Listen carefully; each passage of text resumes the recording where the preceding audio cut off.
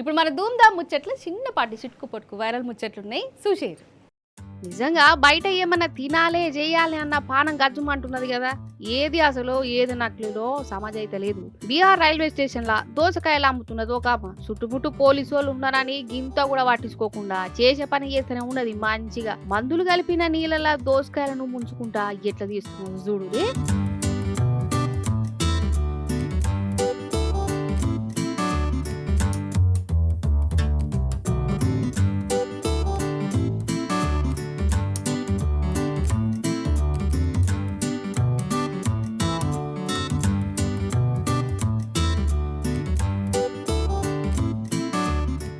నీ కాతకున్న వాడుగాను railway station లో వచ్చేటోళ్ళు పోయేటోళ్ళు అందరికి ఇట్లా చూస్తారని ఇంత కూడా భయం లేకుండా ఎట్లా చేస్తున్నారు చూడురి.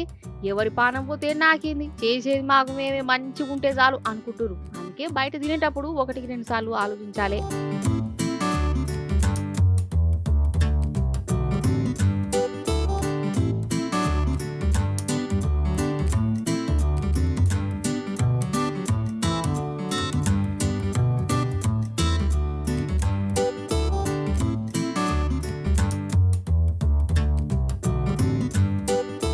ఇప్పుడు ఇటు చూడురి.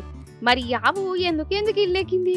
దోస్తుగానితోని ఏదైనా గొడవైందా, లేకపోతే నా దోస్తుగాడు ఏమన్నా అన్నాడా కనిపిస్తలేడని ఇట్లా ఇల్లెక్కి చూస్తున్నదో?